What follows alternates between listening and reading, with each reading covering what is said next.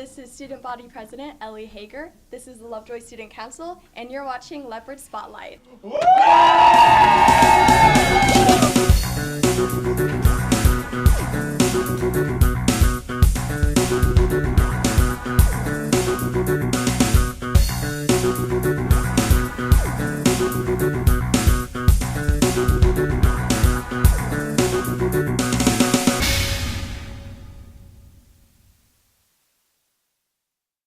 Hello, and welcome to the December edition of Leopard Spotlight. I'm Bradley Davis. And I'm Patrick Compton.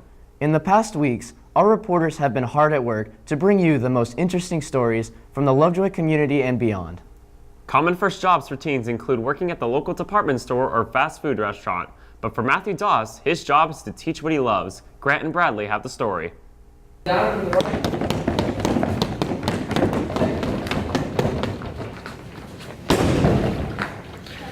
At the U.S. Taekwondo Academy in Allen, Texas, senior Matthew Doss practices his skills while also teaching others.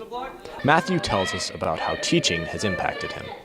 I would say it's changed me pretty significantly in the leadership area. I know back in the day I was very shy and I didn't want to talk much at all. And I think at it, like, as far as approaching people more and being more outgoing, it has definitely changed me there as well. Grandmaster Atun describes Matthew's character while teaching. Matthew is a great teacher because he leads by example. He has great qualities. He deals with the students with honesty. He works hard, and he's reliable. He loves what he does, and he deals with the student with sincerity. He improves his skills on a daily basis. These qualities will definitely make an impact on anyone that deals with Matthew. Therefore, I believe he's a wonderful employee.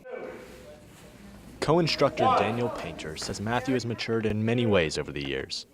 Matthew, when I first met him, he was this little kid. He was so shy, and he's a little puppy around the cheeks. And over time, he just grew up to be a nice kid. He learned leadership skills, has a great smile, is a great person.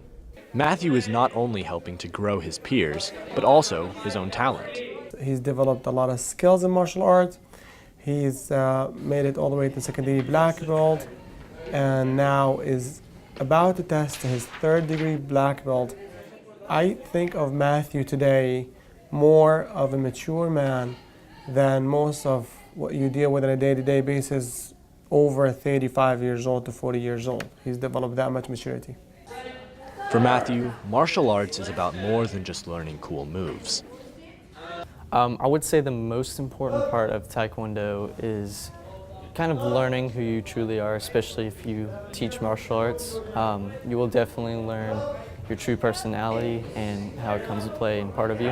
It definitely forces you to become a leader, and so I would say that is definitely the most important part in martial arts.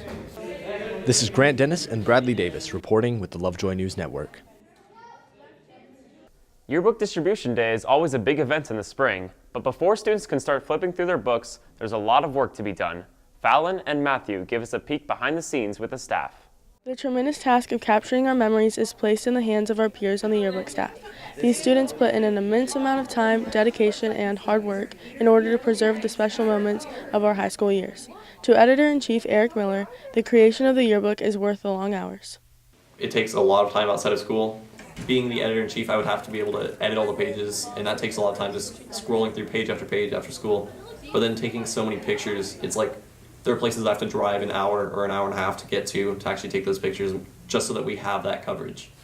While the yearbook is important to the students of LHS, Editor-in-Chief Aspen Rogers explains the significance it holds for seniors in particular.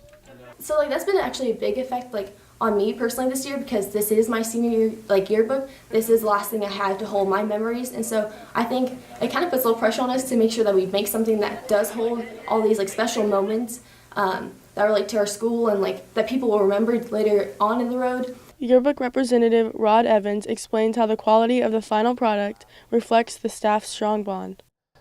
This year's staff is very cohesive. They get along. Not that last year's did not get along, but there really are a family in there. It literally is like a family. I know that sounds kind of cliched, but it's not. The editors get along great. The young staff members, the underclassmen that are just starting off, they kind of buy into the program.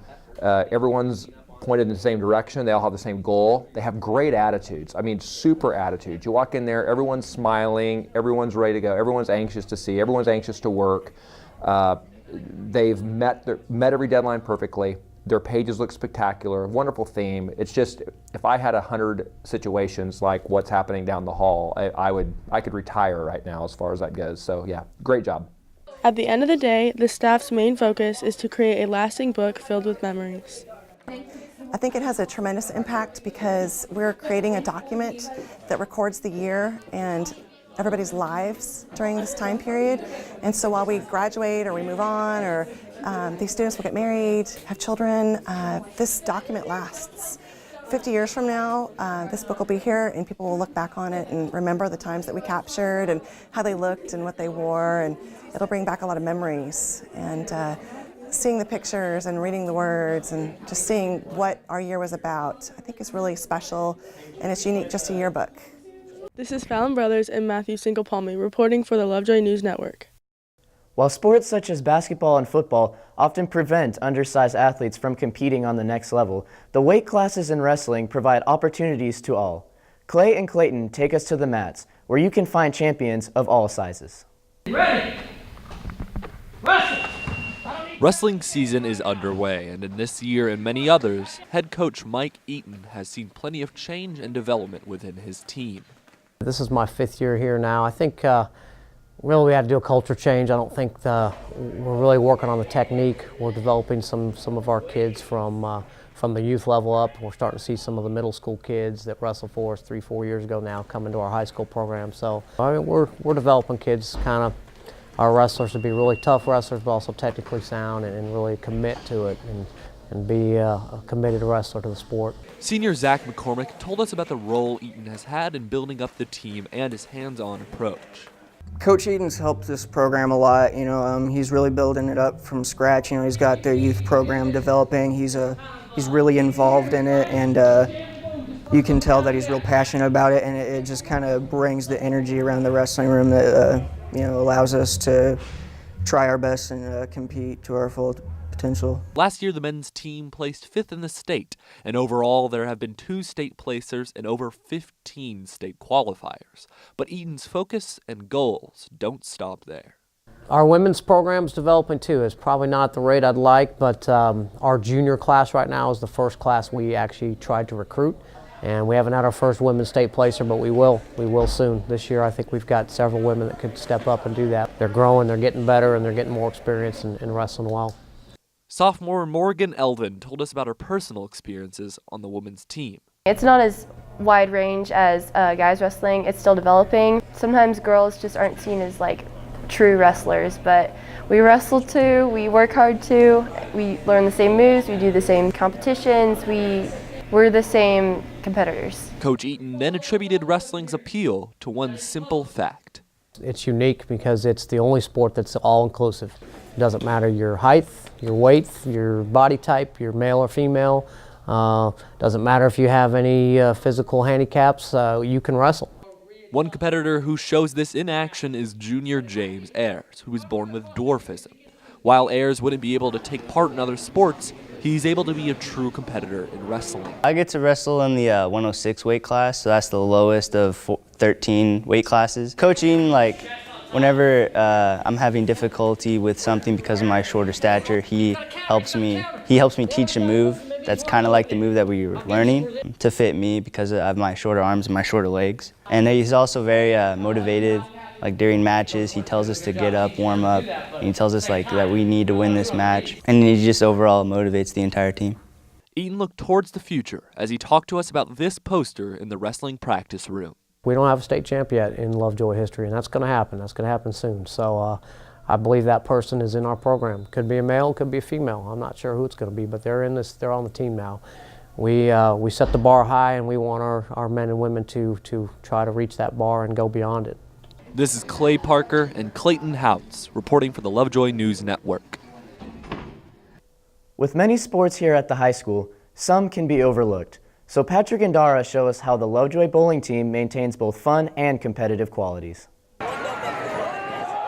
Sports are pretty popular at the high school, but how many can our students name? Football, basketball, soccer, track, lacrosse, hockey, volleyball, fishing, ice hockey, lacrosse. Are you missing any? Probably. Although bowling might not be the first sport that comes to mind, players and head coach Crystal Smith are passionate about their team. I love that the team likes to have fun with each other and they encourage each other. We cheer each other on. We celebrate successes. We encourage each other when it's tough. It really is about helping each other to be better. Despite not being recognized by the UIL and not being funded by the school, parents, coaches, and players have found ways for the team to be successful. I think that bowling is for everybody, and that I wish that UIL would open up their doors to see that anybody can learn to bowl, and that it would actually provide a lot of students with an outlet to get athletic credit and to become part of a team. The bowling team, we have more fun. It's not coaches barking at you and telling you what to do. It's more, go at your own pace and, take a little bit of advice from the coaches and just do what you want to do and have fun doing it. I like seeing how they take the advice that I give them and how they use it in their actual bowling. And then sometimes if things don't work, we try something else and we just keep trying it till something works. And it's been fun seeing how the team has changed and how those girls that I've known for 2 or more years have changed also just as you're going throughout high school. It's been just very fun to work with these girls and know them not just from school but also as friends in the bowling team. We get to work together a lot. So. In May of 2015, Smith injured her ankle in an accident involving her dog. In addition to torn tendons and ligaments, she also developed a condition called complex regional pain syndrome that forced her to use crutches or a wheelchair because of the pain she felt in trying to stand. Sometimes it felt like I was stepping on a Lego. Other times it felt like I had an ice pick that was being stuck up my heel. Other times it would feel like I had a hot curling iron on the side of my leg. It was very, very, very painful. The pain limited Smith last year, but she said she's healed pretty good and hopes to get back out on the lanes with her team this year in a more active role, doing what she enjoys most about bowling. I've done a lot of things in as far as my lifetime and in my bowling career, but nothing as rewarding as watching youth bowlers go from maybe bowling 70s or 80s to being able to compete in a state championship and compete with other bowlers who are just incredible. And then to see some of our bowlers be able to enter into tournaments and win scholarship money, that to me is the best thing, is to see them succeed makes my heart happy.